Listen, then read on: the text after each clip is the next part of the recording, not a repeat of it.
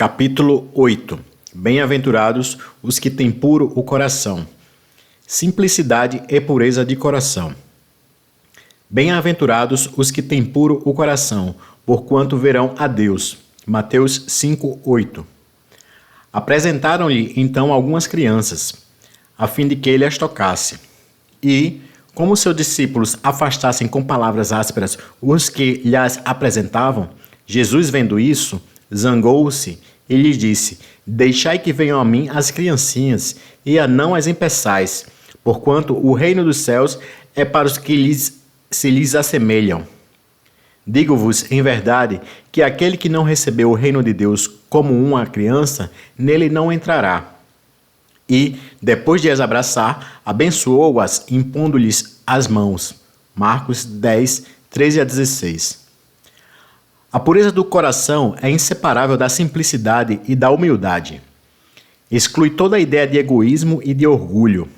Por isso é que Jesus toma a infância como emblema dessa pureza, do mesmo modo que a tomou como o da humildade.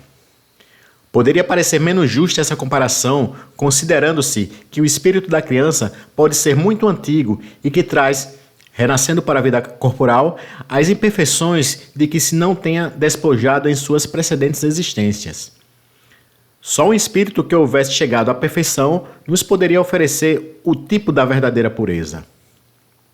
É exata a comparação, porém, do ponto de vista da vida presente, porquanto a criancinha, não havendo podido ainda manifestar nenhuma tendência perversa, nos apresenta a imagem da inocência e da candura. Daí o não dizer Jesus de modo absoluto que o reino dos céus é para elas, mas para os que se lhes assemelhem. Pois que o espírito da criança já viveu, por que não se mostra desde o nascimento tal qual é? Tudo é sábio nas obras de Deus.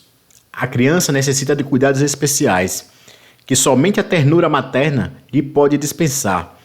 Ternura que se acresce da fraqueza e da ingenuidade da criança.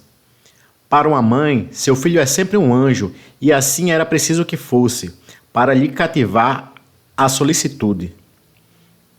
Ela não houvera podido ter-lhe o mesmo devotamento se, em vez da graça ingênua, deparasse nele, sob os traços infantis, um caráter viril e as ideias de um adulto, e, ainda menos, se lhes viesse a conhecer o passado.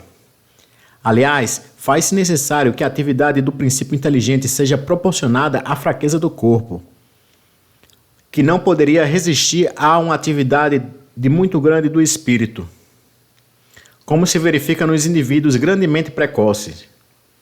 Essa razão porque, ao aproximar-se-lhe a encarnação, o espírito entra em perturbação e perde pouco a pouco a consciência de si mesmo, ficando, por certo tempo, numa espécie de sono, durante o qual todas as suas faculdades permanecem em estado latente. É necessário este estado de transição para que o espírito tenha um novo ponto de partida e para que esqueça, em sua nova existência, tudo aquilo que a possa entravar. Sobre ele, no entanto, reage o passado. É assim que o espírito renasce melhor, mais forte, moral e intelectualmente, sustentando e secundado pela intuição que conserva da experiência adquirida. A partir do nascimento, suas ideias tomam gradualmente impulso à medida que os órgãos se desenvolvem, pelo que se pode dizer que, no curso dos primeiros anos, o espírito é verdadeiramente criança, por se acharem ainda adormecidas as ideias que lhe formam o fundo do caráter. Durante o tempo em que seus instintos se conservam amodorrados, ele é mais maleável e, por isso mesmo, mais acessível às impressões capazes de lhe modificarem a natureza e de fazê-lo progredir, o que torna mais fácil a tarefa que incumbe aos pais. O espírito, pois, enverga temporariamente a túnica da inocência e, assim, Jesus está com a verdade quando, sem embargo da anterioridade da alma, toma a criança por símbolo da pureza e da simplicidade.